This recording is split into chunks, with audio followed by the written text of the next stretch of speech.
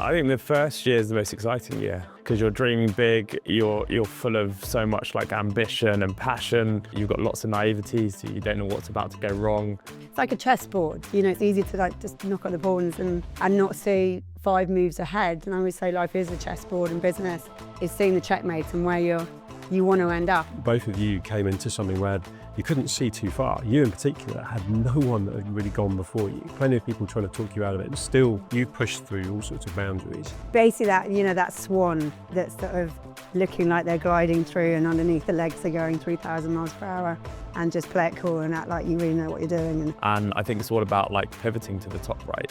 Where you start isn't how you're going to finish, and you've got to be open to that. Key question of the show is, what is your founder's code? So what is your one piece of advice you would give to everyone watching this? Emma Sayle, Andrew Salter, thank you for joining us on Founders Code. Thanks for having us. Great to be here. Should we start with some quick fire questions? Absolutely. What is your one piece of worst advice you've ever been given? Worst advice? Yeah. Worst advice I've ever been given is I was told, I lived in LA about like 14, 15 years ago when my brother and I first building our business, and we were using the ESTA visa, which is like the main visa that people use to get in and out of the US for pleasure and business.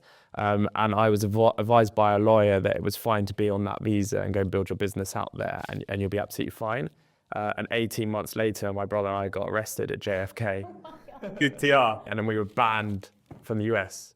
So for many years, we couldn't get back in, managed to hustle my way back in. But yeah, that was probably the worst advice. What about you, Emma? To be honest, it's probably what I get told still, 20 years on, is to get a proper job. Yeah, when are you going to get a proper job? You should get a proper job. Still getting told that is just I feel like, oh, are you still doing, you should get a proper job. So yeah, that's probably the worst advice I've been told.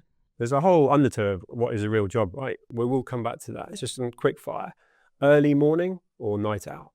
Oh, I've always been a night owl. My dream is to be a morning person, but I am fully a night owl. What about you, Emma? Probably night owl, but I've had to, with 3 small children, kind of adapt.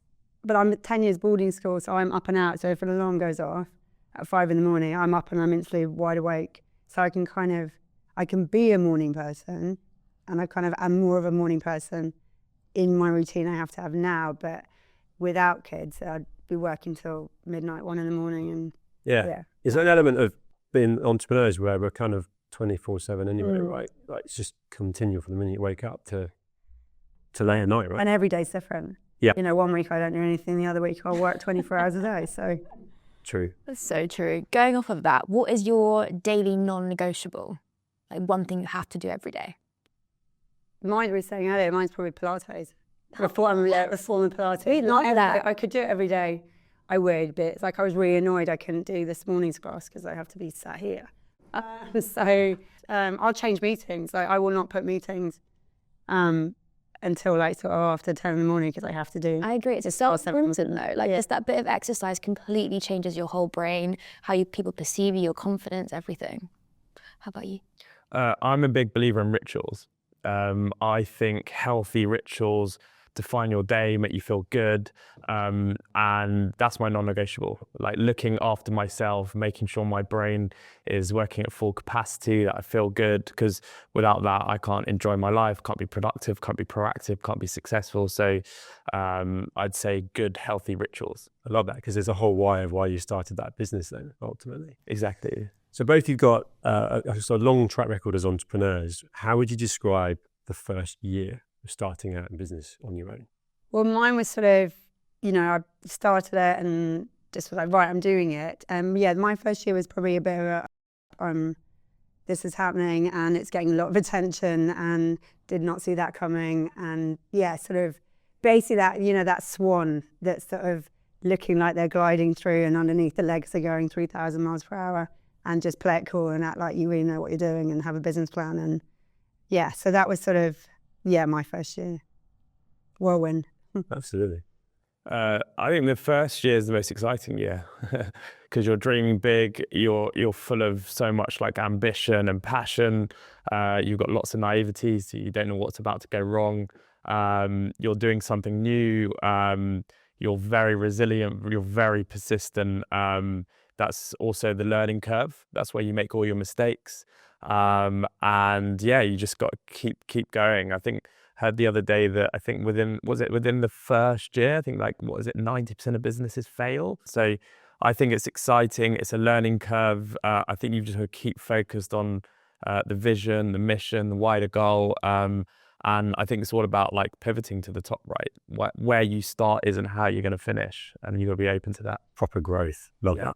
In that first year, or even now, like, who is your role model, or who was your role model? I've always had a fetish for, extremely successful, creative entrepreneurs who have gone from nothing and built empires and really transformed the way we see the world. The entrepreneurs and brands I've always looked up to is everyone from Phil Knight, who created Nike. And I love his story, I love his book, and I love where the brand is today, right through to someone like Bob Geldof, who created Live Aid. And I study these people, I tune into them as much as possible. The portfolio of people I look up to changes every single day as you get more access to that. But I'm always studying people. What I'm doing is unique in some sense, but everyone's done it before. The blueprint is out there. The principle. So, yeah, exactly. That's cool. How about you, Emma? Who are you studying? Similar, and I go down like rabbit holes of real disruptors and stuff. And like there's a lot in the 70s when they're like Richard Branson's and Steve Jobs. And, there's an amazing book called Mission, which is it's about loads of entrepreneurs and what makes them the top of their game. And there's a lot of the personality traits and things like that. But also, and people always laugh, Dolly Parton. Because people always saying Dolly Parton, singer, but actually she's an unbelievable entrepreneur. And I've kind of grown up listening to country music, grew up with all her songs. There's like a song for every part of my life. The lyrics are amazing, stories, and her faith. And I've always had kind of quite a strong faith in a much bigger entity out there. And just as a woman as well, what she went through and being that dumb blonde perception, I think, when you could just relate to someone quite a lot and they're just there the whole time. So yeah, I'm a big Dolly fan. I love that. You both have built communities, and it seems to be almost like, I want to know whether that was a strategy from the beginning or whether that almost organically evolved as you both, Killing Kittens, DIRTEA, you've got ambassadors that have come in that are advocating for the product, advocating for what you do. I want to know how you built those communities. I think, from day one, I wanted to create a safe space online and offline. Especially for, female-led and for women to not have that shame and be able to talk to other people. And because I was like, well, a lot of girls can't speak to their closest girlfriends or family about this stuff. So wanted to create that space where women could come together. So it was always from day one, the community side was massive and the big key to it. And I think, one is staying the course, staying right, if that's your passion and that's the core of it and you don't lose that and shy away from it and you keep that purpose and you keep what it stands for, even though, you're getting abuse left, right and centre and people are telling you you're wrong. It's not deviating and being lost by money or trying to force a community and force a following. It's just it kind of happens by default, by you standing, me standing my ground, saying this is what it is, being completely unapologetic about what it stood for. And people then, the loyalty's there, the trust is there, the army is formed without you really knowing. And, most of our members, I think we've got about 250,000 members now. A lot of them would kill for each other or, kill if I get attacked. Then there's this whole army that kind of jump on board because they say we've changed their lives or we've given them the confidence or it's their safe space or they found their tribe. And so I think that's it. You can't, there's so many people out there and I read about it all the time going, oh, we're creating a community or forcing it and forcing people to be part of something. And I think if it doesn't feel, proper, authentic space, or it's being forced or it's just for the money, then yeah, it's very difficult. What about you? Because there's a whole dirty community, right? Yeah, I mean, I guess I see identity as such an important thing for all of us, right? How we spend our time, what we consume, who we connect with, the events we attend. And I think a lot of brands tend to shape our identity, at least the good ones do. We took something that transformed our lives, which is functional mushrooms, an ancient ingredient that's been around for hundreds of millions of years, and we made it contemporary, we made it modern, and people identified with that. I spoke about like rituals earlier on. People now identify with a dirty ritual. It's how they start the day. As you said, like it's their non-negotiable, right? And like you said as well, you don't force community. People have fallen in love with the brand. They've identified with it, and they want more from it, and they want to connect through it. And as a result of that, we've been able to nurture a community. So how we've nurtured a community is like showing up for them, helping bring them together, whether it's like showing up in person, creating physical events, having an email as a way to speak to people, open up people's minds. I think like ultimately what I've realized is the way I've been living my life, which was pre-pandemic, is being accelerated all around the world. It was normalized to kind of go out most nights of the week and drink alcohol, or be out to like 3, 4, 5 in the morning partying on a Friday or Saturday night. That's now not normal. What's normal is actually waking up in the morning and having these incredible morning routines, or meeting people for a juice or a Pilates session, like healthy experiences. And we're a brand that's obviously been the forefront of this shift. And we've been able to create a community around these healthy experiences. I think that's kind of one of our most important roles in what we're doing. And I think community is all about identity and connecting with people that share that same identity as you. That's brilliant. Yeah, I also feel like communities, the word is being thrown around quite a lot at the moment. And I feel like if you're just starting up as a business, it's really hard to organically create that from the get-go. Like, what's your advice, your tips for you when you're just starting to create that community? Like, what should you be doing? Yeah, good question. I think that building, if you're starting a business from scratch, building in public is the most important thing. A lot of these bigger companies, there's zero transparency. No one knows what's going behind the scenes. The brands that are being successful now are actually building in public. They're actually showing you the traumas they're going through, the setbacks. A lot of people might think that building a successful business is like a perfect story. It's not at all. Every single day there are problems, there are issues, and there are people that are existing within your growing world that want a voice and want to share their experience. So I think we live in an incredible time where content drives everything, and being able to build in public is a way to build community, and people want to hear, they want to listen, they want to connect. So that's the best place to sort of start. And then, you said you're about to do a Pilates event, and you've reached out, you've got this huge database of people who love what you do, they love what you're about, and they want to be a part of more. So finding ways to kind of bring people together and connect with them, that is essentially what community is. And that becomes your brand, right? The best way to build brands today are through community. Yeah, no, exactly that. And also that authenticity. And they want to see, there's a lot of faceless brands. There's a lot of people, who launch it and they go, oh, we don't want to put ourselves out there.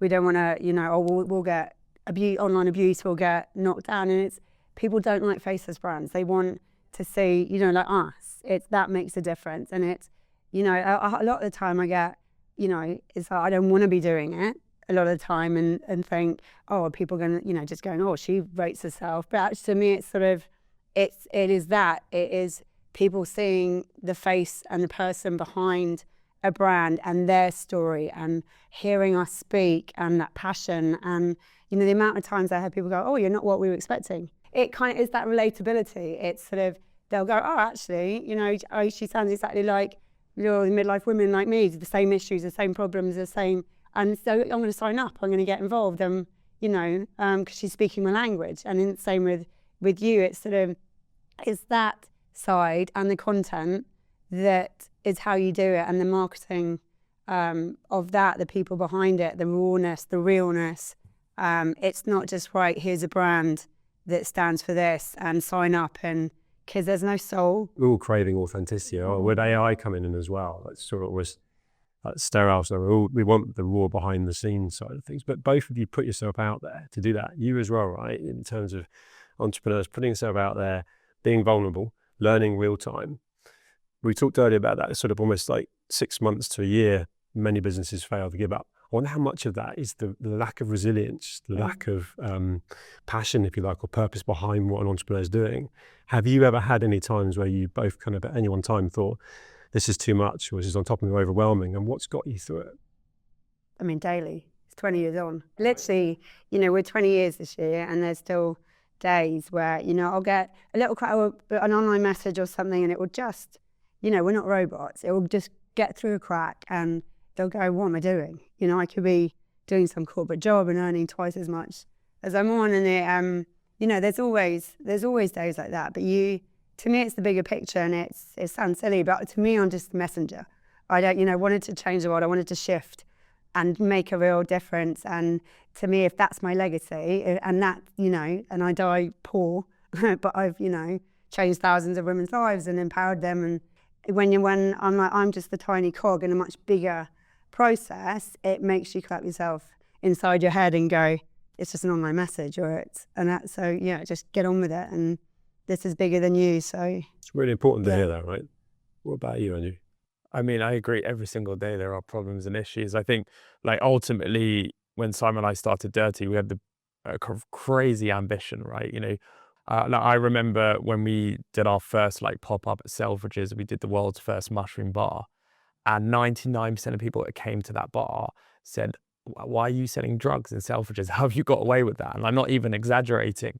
So from day one, the idea that getting people to consume mushrooms was such a big challenge. We had to completely change the way people saw a mushroom, the way it felt, the way it looked, the way it tasted.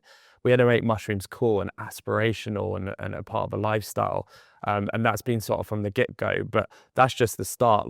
Every single day, there is a new problem that we face. I think as founders and entrepreneurs, that's all I am doing is putting out fires. And, it probably looks amazing because we've built a great brand. We have a huge customer base. We're now launching in the US, right? We now have to be concerned about the geopolitical system. We don't know what Trump's going to do tomorrow, right?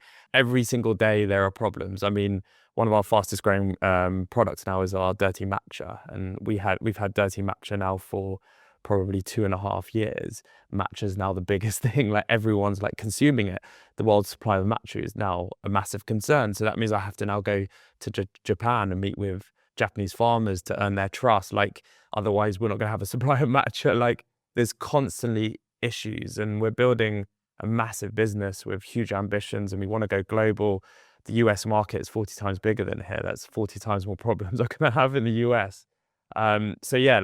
It doesn't get easy. I actually think it gets harder and harder. And I've got lots of entrepreneurial friends who have much bigger businesses than me. And, they look like they're having a harder time than me. So, problems every single day, but that's what you buy into, right? I said already, but it's so important to share that. Yeah. So with all these problems you're talking about, etc., you're 20 years in for Killing Kittens, you're going to America. What advice would you give to someone who is finding it really hard? How do you mentally train yourself to get through that resilience? For me, it was running a lot of the time, or I was sleep deprived because I was I need to just be awake the whole time because I need to work, when actually now I prioritize sleep.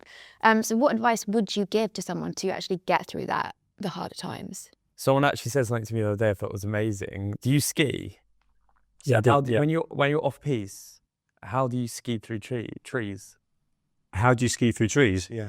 With difficulty? Just go for it. Probably I just go. I don't actually overthink it. So you don't look at the tree, you look at the gap. I'm with you. And a lot of people will constantly focus on the problem and the issue. You've got to look at the gaps. You've got to look at the opportunities, the options, the solutions. And like I was saying before, you're constantly going to be faced with problems.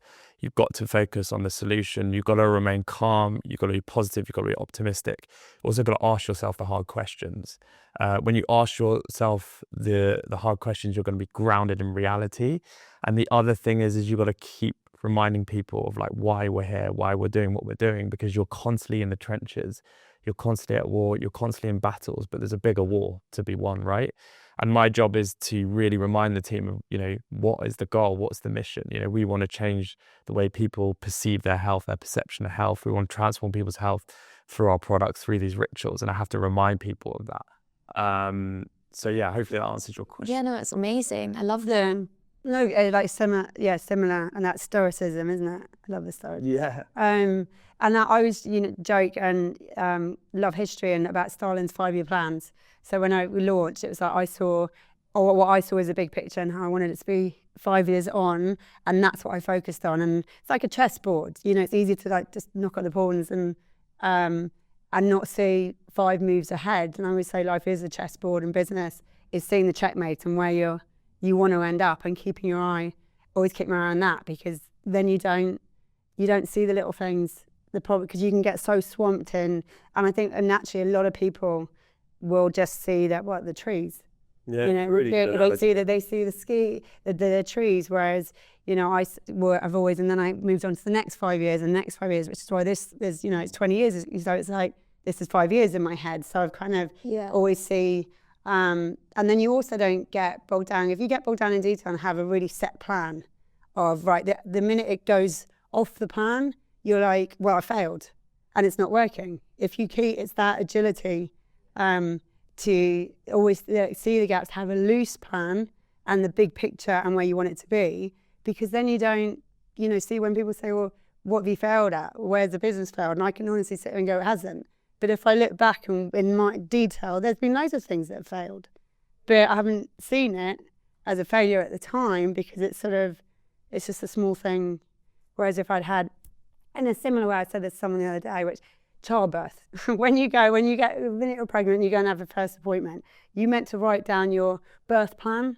So they say, write down your birth plan, whether you want a cesarean, whether, how you see it happening. And I refused, all 3 of my kids, to write a birth plan. And the midwife was like, we just have a plan. I went, I want to have a baby. Yeah. So that was my end point.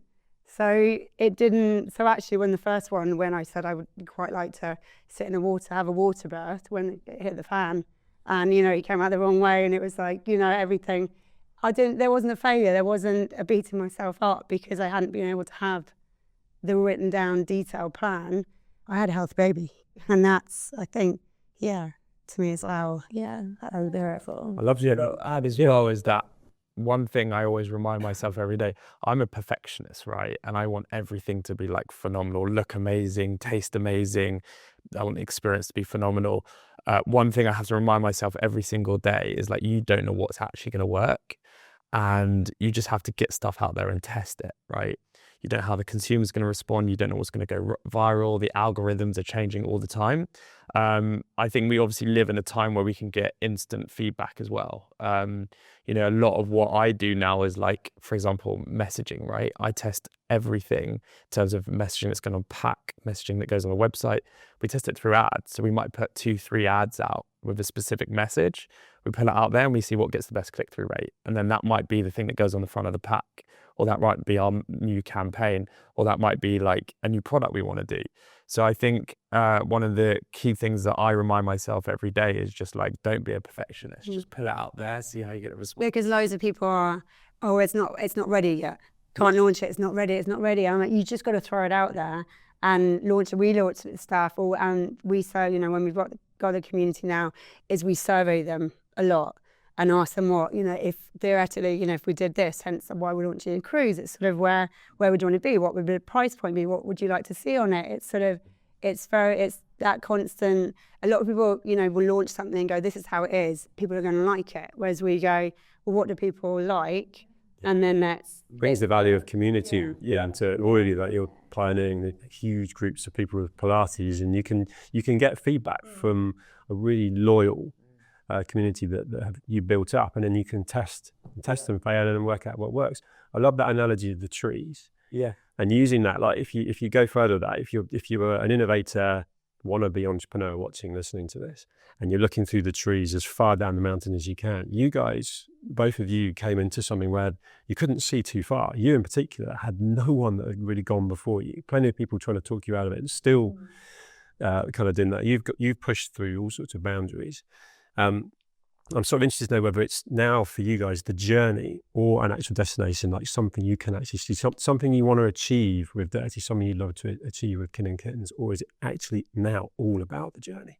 It's still the journey. It's constant. You know what I mean? It's still, the way women are treated in the world is still not right. It's still, the level of violence against women, the sexual violence there.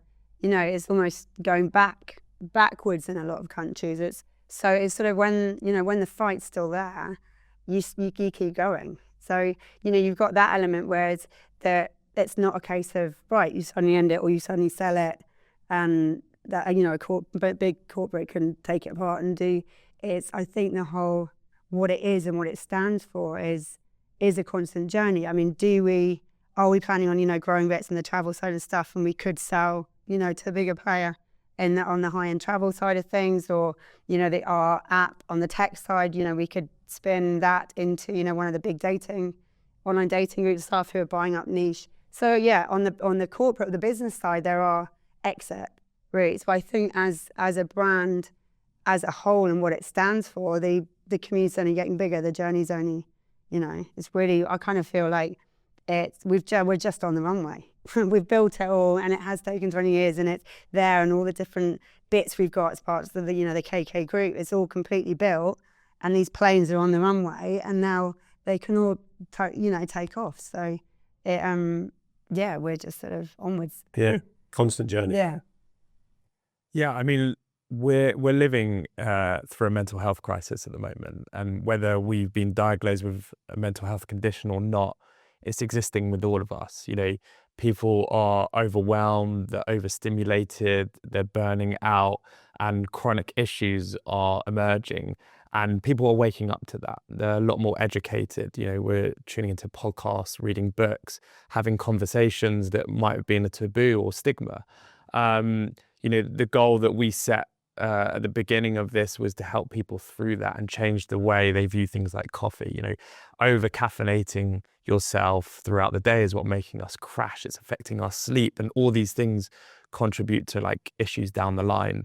Our mission has sort of stayed the same, and our focus has stayed the same. And we want DIRTEA to be a brand that's in every single person's life, every single morning. And we know that's going to absolutely transform the world. We've obviously got, a big awareness gap between people understanding what they're putting in their bodies versus what they shouldn't, what they should. We're talking about ADHD, for example. The amount of people we don't talk about this, but the amount of people who have written to us that they're on Adderall or Ritalin and they've actually come off it because lion's manes help them focus better, and their lives have absolutely been transformed. And the fact that we can be responsible for that is an amazing thing. So the journey is exciting as it is stressful. And look, when we get to the destination at the end, I'll probably be upset that it's all over. I was thinking that you're both really attached to there's a real personal brand, and you're both huge personal brand. So yeah, but there's that quite, I can't remember what it is about being obsessed. So everyone else around you thinks you're slowly insane. With you as well, right? You built up your Pilates from nothing to hundreds of people at the regular events and cool stuff. I'm absolutely obsessed with it, for sure. And touching on your point about the nervous system, as founders, we are constantly turning on our sympathetic nervous system because we're so alert the whole time. Is there one mushroom that can actually help us calm us down as founders? Yeah, a great question. So one of the products we developed is our DIRTEA cacao. So the DIRTEA cacao has a mushroom called reishi. It's been consumed for thousands of years. Once it was known as the mushroom of immortality because it's so good for the liver and the organs. It's also been known as the noble mushroom. It used to be so rare that it was exclusive to only aristocrats and royals. And basically this mushroom actually downregulates your nervous system.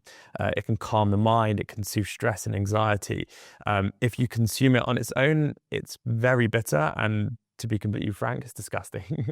So what we did is we created this formulation that basically blends cacao with reishi, and we add other ingredients as well, such as MCT, such as moringa, such as B vitamins, And if you consume this morning, afternoon or night, it actually is incredible for your nervous system. It really does sort of calm the mind. It helps to really put you in a present state of mind. And it's delicious as well, particularly if you add a bit of honey to it. Coming from the mushroom man, I have a controversial question.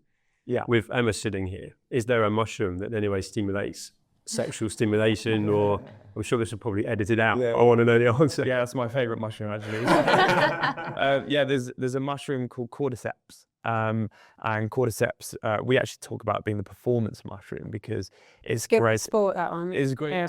Yeah, I can. But also great for sport in the bedroom department as well. Didn't know that. So yeah, exactly. So There's the tie-in. So basically, it can increase testosterone in both men and women. So it is great. I won't give it to my husband then. Yeah, you should. Yeah. We have it in a gummy form as well. So we've made it, I think it's a mixed berry flavour. So it's delicious, 3,000 milligrams per serving. So it's a really potent clinical dose. Basically, it's incredible because it increases your lung capacity. So it gets more oxygen through the body to the muscle tissues, the organs, the cell. It actually increases your ATP as well, which is like you're having a Duracell battery. It really like the natural production of energy in the body. So there's incredible stories. I'm sure people have lots of personal stories how to help them in the bedroom, but there's the Chinese Olympic team. They actually attributed adding cordyceps to their diet for the reason they were able to win so many gold medals, I think in 96 Olympics. That's amazing. Yeah. We've got the mushroom man going now. I think the why. I didn't think of shopping this. Why for us was to ultimately, imagine someone watching or listening wants to learn from people walking the walk and sort of been innovating, disrupting. So it's been awesome talking, but we're out of time and we've got a key. One more question. The key question of the show is, what is your founder's code? So what is your one piece of advice you would give to everyone watching this?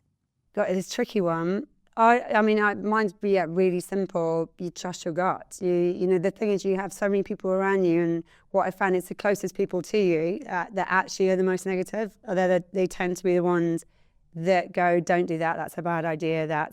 I've realised that actually it's because you're threatening the dynamic between you and them, and they like their comfort zone. They like the relationship they have with you, and if you threaten that, and they think you're going to change that dynamic, then it's them projecting their insecurities onto you and going, "Don't do it." And it's very easy to take that personally and go, "Oh, well, I shouldn't be doing the business. It's a bad idea," but actually it's their problem. So my big thing is I say to people, you have to do not ask the advice of those people closest to you. 20 years on, I don't massively talk to my family about business stuff, It's valuable to share that. Yeah. How about you, Andrew? I think I can answer this question in so many different ways. I'd say be absolutely product obsessed. I'd say one of my best skill sets is building a brand, is marketing, getting people's attention, driving in loads of customers and followers. But the thing that keeps them there is the product. And that is the reason we started this business in the first place. So I am absolutely product obsessed, product. You've got to make sure you have a product that delivers, right? It's got to have the efficacy. It's got to do what it says on the tin. And it's got to taste amazing. Otherwise, people aren't going to return to it every single day. Obviously, that's if you're making a food-based product, but whether it's an app or whatever, retention is absolutely everything. And it's the thing I obsess over all the time. Even the products we have now, I'm not satisfied with it at all. And that's all I say to the team is this is just not good enough. It needs to be better. So I'd say that. And then the other thing I just got to say, because I think this kind of is a good summary of the conversation, is just resilience, right? It is not easy out there. Entrepreneurialism is glamorized, working for yourself. It's exciting, but it's difficult and you need to be a resilient person. Not everyone's built for that. So expect it and move towards it. I think that's the society we live in now, which is the scary bit, is that resilience is gone a lot. It's everything's, people expect reality TV and everything. Everyone expects instant fame, instant money, that entitlement that even with fat lot, the fat jab, it's you can instantly get thin. You can, it's sort of there. Where's that kind of that resilience and grit? And, if you want something, if you want to lose weight, you've got to, you can really do it. But you've got to have to work. Right? It's the shortcuts. And it's just the shortcuts in business that I think a lot, why a lot fail after 6 months is because founders expect it to instantly make you money. and you know you're just driving flash cars, and whereas actually most entrepreneurs I know are earning way less than they would be if they were in a 9 to 5. So boring. I mean, that whole Insta versus reality, right? The late nights, the loneliness that can go with it. You know, it's been invaluable, guys. Is there a potential for a Pilates with Verity, DIRTEA, Killing Kittens, something that, yes, surely. Yeah, it's got to be, right? Well, our retreat, we're doing retreats, so actually I think the conversation, the bit we love the most, right? It's like, this has been awesome to have a whole conversation with you guys, but it's like, what can we all then do together? Yeah, definitely. Let's do it. or you can host our workshops. You know, Yeah, that's my bit. I'll happily. Thank you, guys. It'd be awesome. I loved that. I learned so much. Thank you. Awesome. Yeah, pleasure.